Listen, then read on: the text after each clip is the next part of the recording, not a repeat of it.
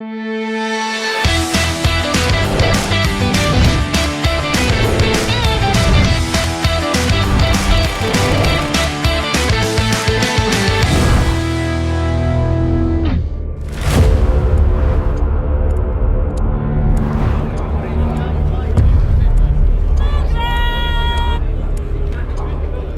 Rangers, the greatest team in Scotland, the greatest team in Britain, the greatest team in the world.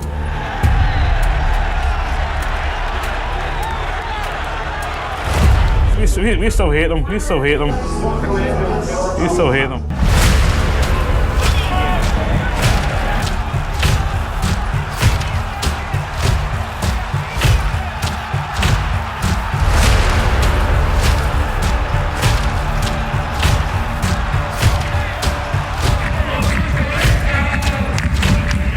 I love people Celtic, however.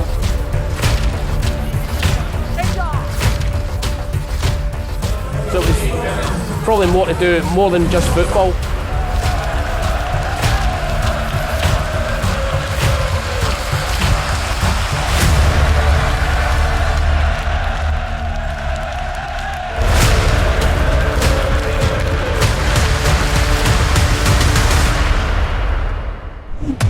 Партнер проекта «Марафонбет». Всем привет! Прежде чем вы посмотрите первый выпуск, посвященный дерби Глазго, дерби старой фирмы, противостоянию Селтика и Рейнджерс, буквально пара слов о том, каким будет этот выпуск. Дело в том, что мы планировали такую планету футбола очень давно. Мы ездили в Глазго еще в то время, когда болельщиков пускали на трибуны. Мы общались с фанатами и с шотландцами, которые говорят так, что не совсем понятно, в общем, о чем они говорят.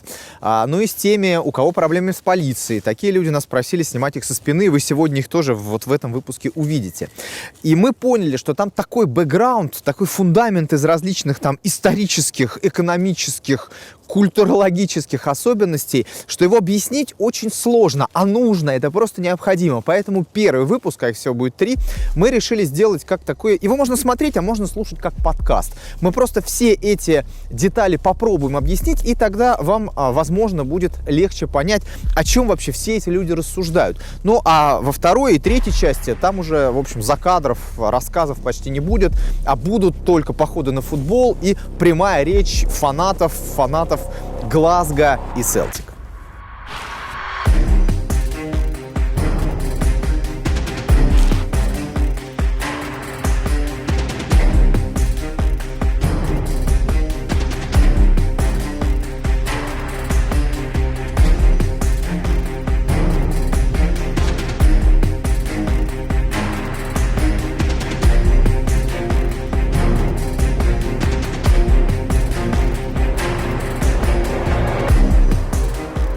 Много было дерби в истории нашей планеты футбола. Сегодня попробуем разобраться в очень сложном противостоянии, густо замешанном на ненависти, политике и религиозных противоречиях. Мы в Глазго, в городе, где зимой очень неуютно. Я отказался снимать шапку даже ради кадра, но здесь, правда, есть на что посмотреть. Такая фактура крайне любопытная. Я заодно сам и поснимаю сегодня.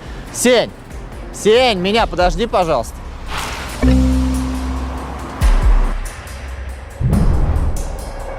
Это дерби не имеет отношения к географии города, как большинство других дерби.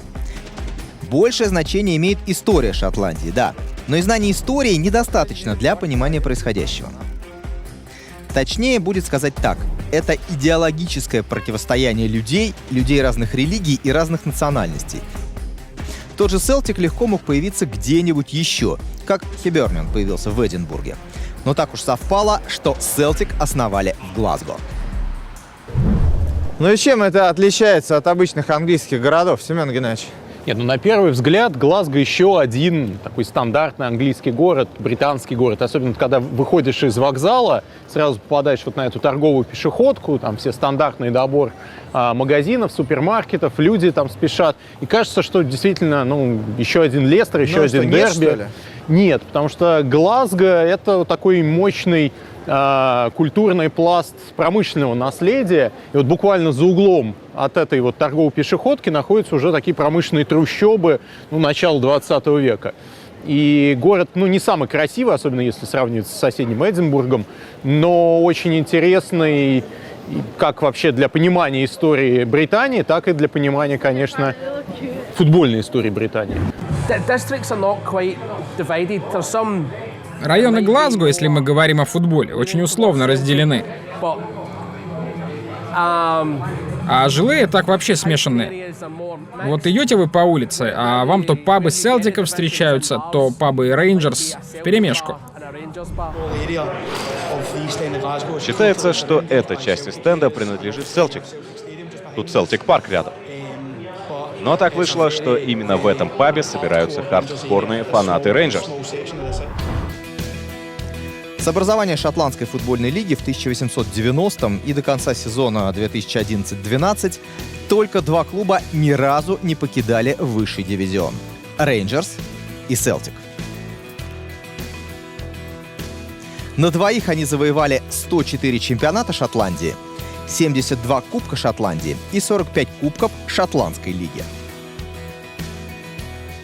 Рейнджерс и Селтик доминировали в шотландском футболе десятилетиями. Может быть, жители Шотландии не согласятся, у них есть еще Абердин и, скажем, Данди Юнайтед, но для нас, иностранцев, дерби старой фирмы — это шотландский футбол и есть.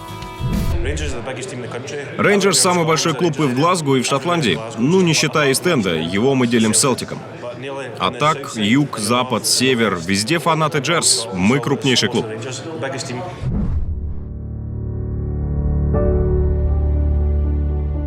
В 1872-м, за 16 лет до Селтика, 4 энтузиаста, братья Макнил, Питер Кэмпбелл и Уильям Макбит, основали в Глазго команду Рейнджерс. Название взяли у регбийной команды Swindon Rangers.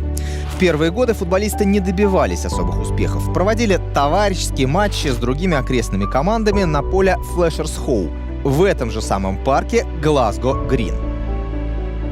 Но когда Рейнджерс появились и вот здесь проводили свои первые матчи, тогда это был никакой не клуб протестантов, еще и вообще к религии никакого отношения не имел.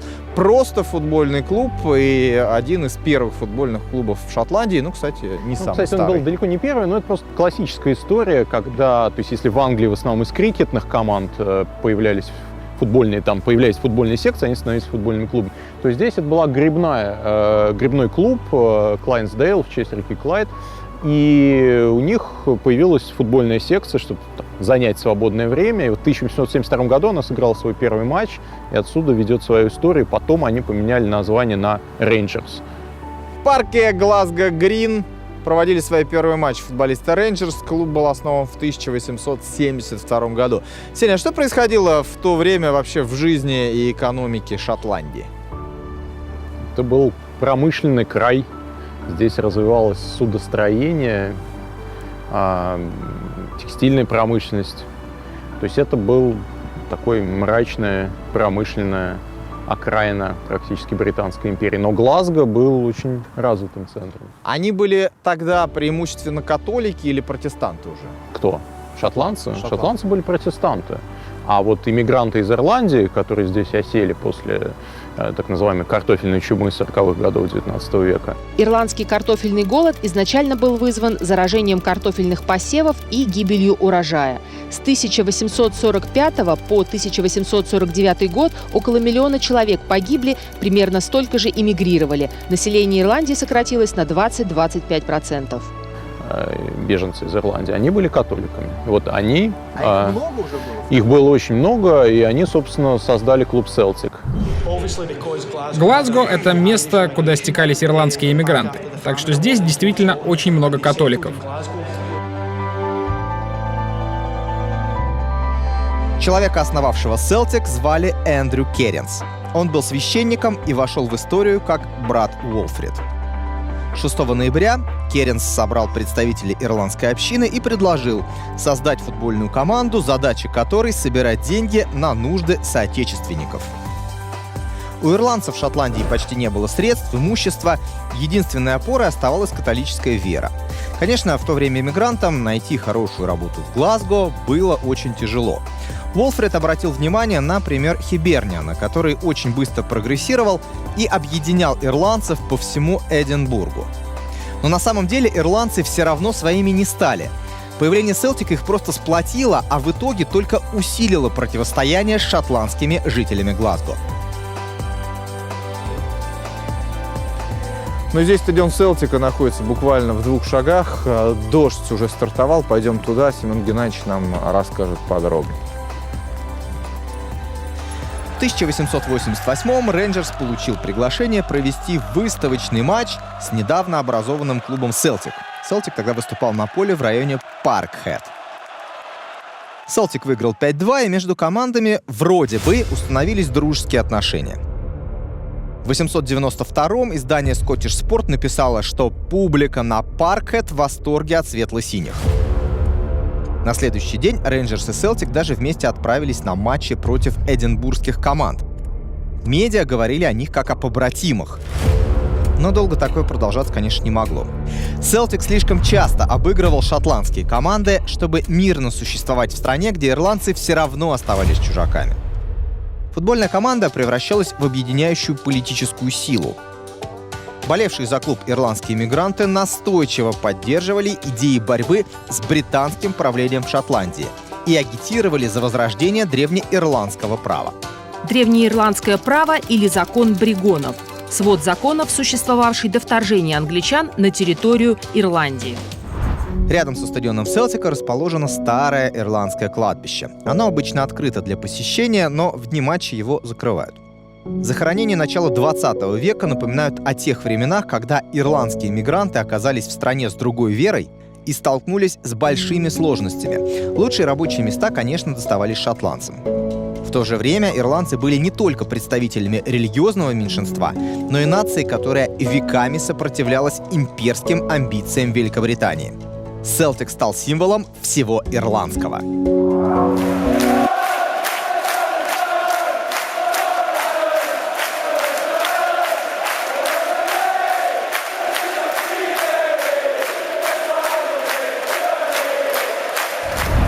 В глазах местных шотландцев, то есть фанатов Рейнджерс, Селтик никогда не был настоящим шотландским клубом из-за веры, истории, символов и вызывающего ирландского происхождения. Это был клуб чужаков, клуб пришлых, которые свою чужеродность постоянно подчеркивали.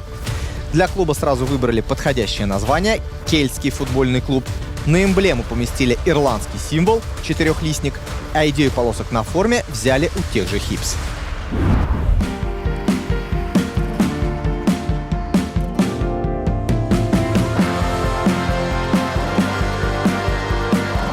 Смотри, вот видишь, уже табличка на Celtic Park, на стадион Селтика 15 минут пешком, но вот слово Celtic заклеено, видимо, фанаты Рейнджерс постарались, и тут какое-то неприличное слово. Ну, можно догадаться, какое.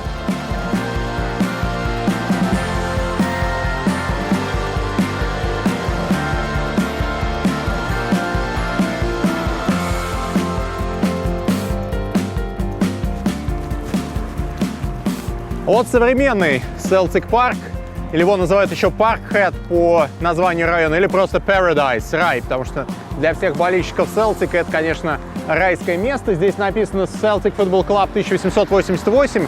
На самом деле стадион построен позже, в 1992 году, и с тех пор это крупнейшая футбольная арена Шотландии, и часто не только Celtic, но и сборная Шотландии здесь проводит свои матчи. В первой половине 20 века, когда Рейнджерс на 34 года возглавил Билл Струт, протестанты из Глазго доминировали над католиками. 16 чемпионских титулов за 20 лет. Но в 60-е уже все было по-другому. Пришло время, и у Селтика нашелся свой легендарный герой. Его имя Джок Стейн, или Джок Стин. Видишь, это трибуна Джока Стайна, вон там его портрет. Это легендарный тренер Селтика, под руководством которого 9 лет подряд, начиная с сезона 65-66, Селтик становился чемпионом Шотландии. Вот они пытаются сейчас перекрыть это достижение 10 раз подряд. Да? И самая запоминающаяся тогда победа у них — это финал Кубка 69 года, когда Рейнджерс они переиграли с абсолютно унизительным счетом 4-0. Ну и, наверное, конечно, нельзя не вспомнить их победу в Кубке европейских чемпионов в 67 году. В Лиссабоне они переиграли Интер, и поэтому другая трибуна названа Lisbon Lions, Лиссабонские львы, в честь вот того самого легендарного состава.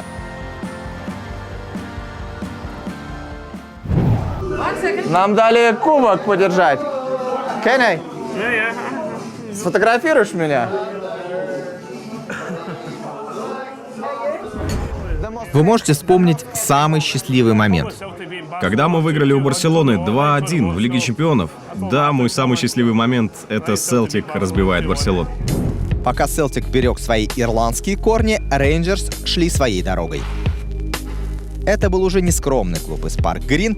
В 1899-м из-за роста популярности Рейнджерс переехал на стадион Айброкс, который раньше принимал матчи сборной Шотландии и финал Кубка. Стадион разработал уроженец Глазго, архитектор Арчибальд Лич, тот самый, который спроектировал Селхерст Парк и много других английских стадионов. К началу 20 века стоячая арена уже вмещала 75 тысяч человек. В 1902-м наплыв зрителей и давка привели к трагедии. На матче сборных Шотландии и Англии под проливным дождем размокшие опоры не выдержали и обрушились. В результате падения с высоты, давки и травм погибли 25 человек. Но даже проблемы с безопасностью не заставили жителей Глазго бросить походы на Айброкс. К тому моменту они слишком обожали Рейнджерс. Чуть позже клуб выбрал на пост председателя правления и руководителя лорда-провоста Глазго градоуправителя Джона Юра Примроуза. Примроуз придерживался антиирландских и антикатолических взглядов. С его назначением дружбе между клубами точно пришел конец. Под руководством Примроуза Рейнджерс утвердился как протестантский клуб и постепенно встал к Селтику в оппозицию. Разногласия касались не только религии, но и политики. В отличие от соседей, Рейнджерс выступали за единство стран на Британских островах под руководством лондонского правительства. С Примроузом Рейнджерс наладили связь с протестантским братством Оранжевым орденом, который поддерживал лоялизм Ольстера. Лоялизм Ольстера – политическая идеология территориального единства и сохранения Северной Ирландии в составе Соединенного Королевства. Фанаты до сих пор скандируют чанты об Оранжевом ордене на Айброкс, особенно на матчах против Селтика. В 2003-м клуб выпустил оранжевую выездную форму, которая побила все рекорды продаж. Запомните, Рейнджерс, Ольстер, Северная Ирландия, Белфаст. Это важно. В 1912-м в Говане судостроительная компания Харланд и Вольф из Белфаста открыла новую гавань. Это была одна из самых успешных компаний Великобритании. За год до этого они завершили строительство и спустили на воду «Титаник».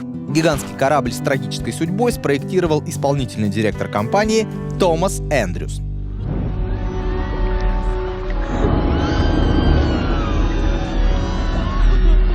Господи Иисусе.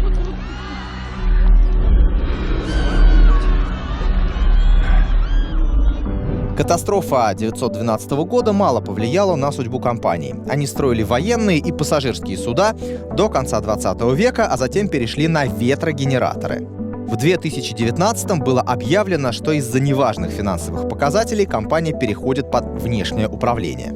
100 лет назад Харланд и Вольф были известны тем, что не брали на работу католиков, зато активно привлекали к работе на своей верфи на реке Клайд членов Оранжевого ордена. Название Оранжевого ордена напоминает о голландском принце Вильгельме III Оранском, войска которого в 1690 году разбили армию последнего католического короля Англии Якова II. Скоро компания фактически стала побратимом с Рейнджерс, тем более что отсюда до Айброкса можно легко дойти пешком. Политика Харланда и Вольфа не могла не влиять на отказ Рейнджерс от контактов с католическими игроками. Разногласий становилось все больше и больше и больше. В начале 70-х писатель и документалист Клифф Хенли проанализировал отношения между клубами в документальном фильме о дерби старой фирмы и пришел к выводу, что Рейнджерс скорее не протестантский, а антикатолический клуб. Если Селтик чаще концентрируется на своих принципах, многие из чантов и лозунгов болельщиков Рейнджерс связаны именно с гадостями в адрес соперников.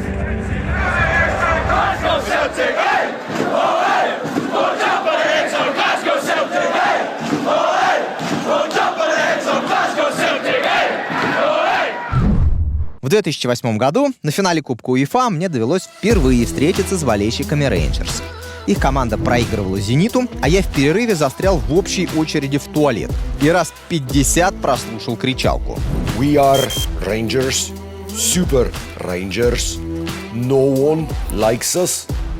We don't care. We hate Celtic. Fenian bastards. And we'll chase them everywhere. Фении – ирландские революционеры-республиканцы второй половины 19-го, начала 20 века, члены тайных организаций Ирландского республиканского братства.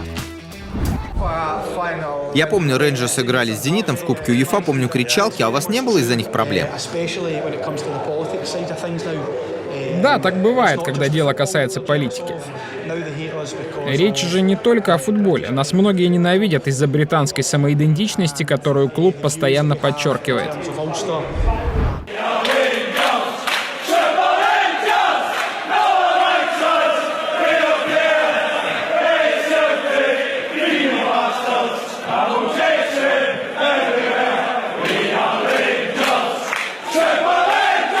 В конце концов, боссы Рейнджерс приняли решение не подписывать контракты с игроками-католиками, независимо от их таланта. Есть легенда, что в конце 60-х будущий тренер МЮ Алекс Фергюсон, тот самый Алекс Фергюсон, был вынужден покинуть команду после женитьбы на католичке. Никто никогда не узнает, правда это или нет, это именно что легенда. Но католики за Джерс не играли очень долго. А вот это факт. 80-е. Жестокое фанатское время. В 80-м состоялось самое легендарное массовое побоище между фанатами. К тому времени дерби старой фирмы достигло пика. Все религиозные и идеологические разногласия вылезли наружу. Их не удавалось побороть ни полиции, ни правительству. До установления антикатолических правил в Рейнджерс фанатские группировки болельщиков, говорят, даже действовали сообща.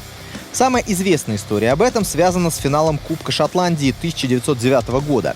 Матч на Хэмпден-парк закончился 2-2, переигровка 1-1, и тогда болельщики протестовали вместе. Билеты на каждый новый матч приходилось покупать по приличным для тех времен ценам. Спустя 70 лет еще один финал Кубка на Хэмпдене вошел в историю уже как пик ненависти. В том сезоне чемпионом стал Абердин. Завоевание какого-то трофея было делом чести для обоих клубов из Глазго. Матч завершился минимальной победой Селтика, но запомнился тем, что произошло после свистка. Игроки Селтика договорились пройти круг почета по стадиону с кубком, а некоторые счастливые болельщики перелезли через ограждение и присоединились к футболистам. Один из фанатов Хупс подбежал к воротам, за которыми сидели болельщики Рейнджерс, и пнул мяч в сетку. В ответ фанаты Джерс тоже перелезли через ограждение и рванули на поле. Началось массовое рубилово, в котором участвовали болельщики обоих клубов и полиция. Над полем летали кирпичи, бутылки, банки. Комментатор Арчи Макферсон потом признался, что масштабное, беспрецедентное столкновение напомнило ему, Макферсону, сцену из фильма «Апокалипсис сегодня». Чувствуешь? Чувствуешь? Что? Напалм, сынок. Ничто так больше не пахнет. Давайте пошли, пошли. Обожаю запах напалма по утру. 200 человек арестовали, оба клуба оштрафовали на 20 тысяч фунтов. В дело вмешалось даже правительство. Последним шагом стал запрет алкоголя на спортивных стадионах страны. Его отменили только 10 лет назад, когда продажу спиртного разрешили на международных регбийных матчах. Очень много ненависти было именно в 70-е и 80-е из-за ситуации с Северной Ирландией, из-за реальных проблем с католической частью населения. В 80-м опять всплыла тема религии. Руководство Селтика напомнило, что в составе их клуба играют и католики, и протестанты. А Рейнджерс до сих пор придерживаются дискриминации на почве веры. То есть религиозный вопрос по-прежнему оставался важным. В 76-м Рейнджерс отказался от этого неписанного правила, но фактически впервые его нарушил в 89-м, когда в команду пришел бывший игрок Селтика и католик Мо Джонстон. Хотя даже тогда трансфер вызвал скандал. Болельщики Селтика отнеслись к Джонстону как к Иуде.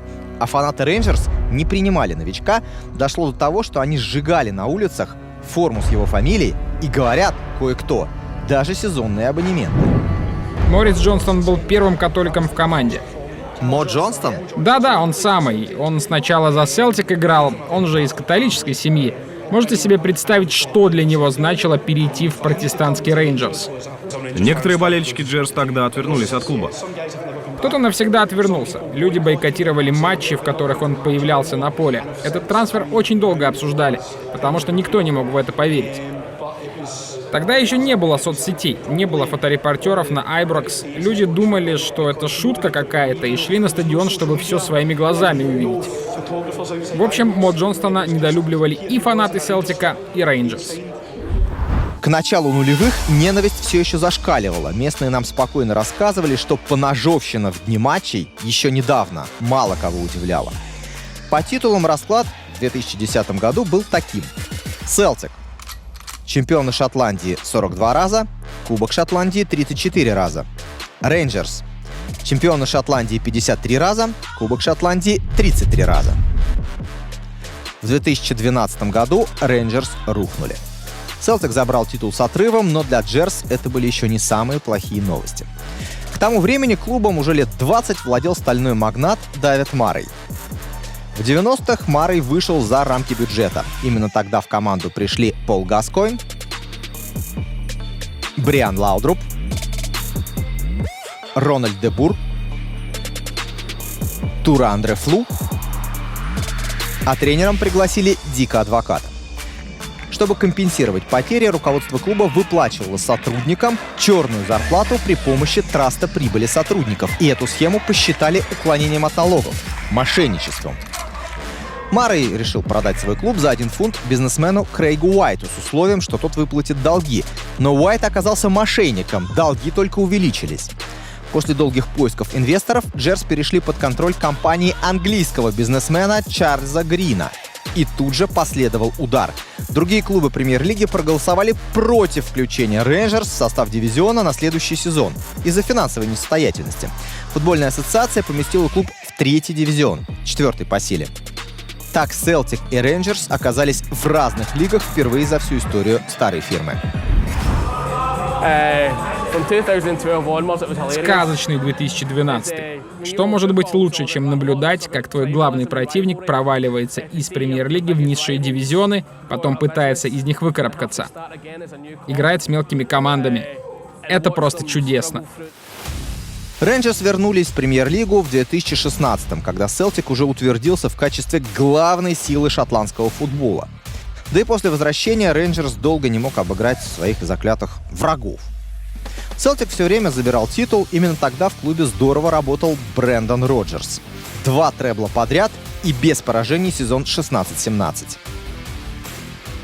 Первая победа Джерс над Селтиком после камбэка. 29 декабря 2018 года.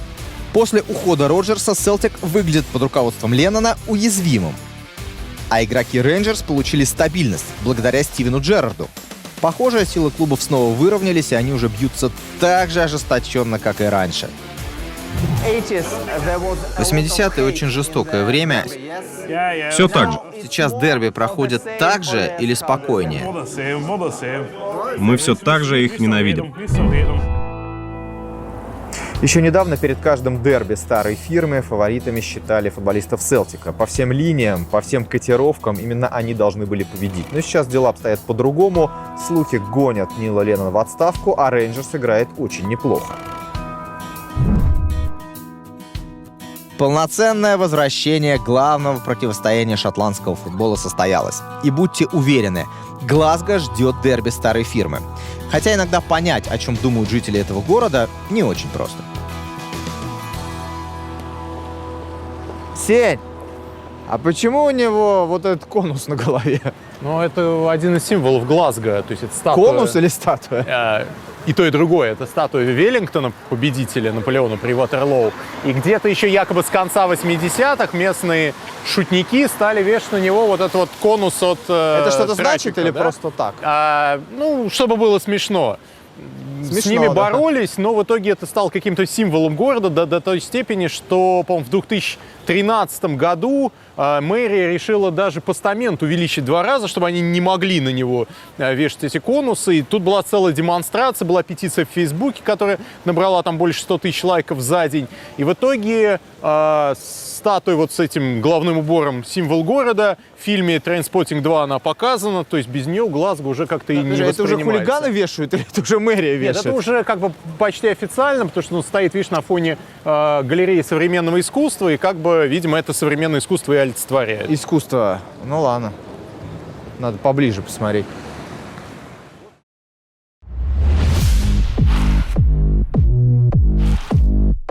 It's part of our identity, the whole Rangers-Celtic rivalry.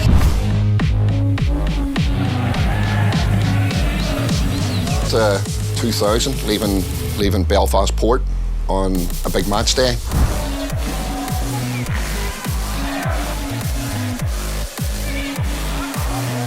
And I grew up in a city centre that was bombed, that had nothing. I mean, we genuinely had nothing.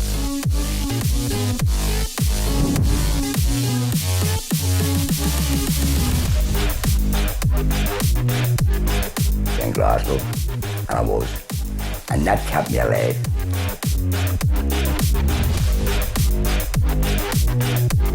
It's a story that everybody should get to know.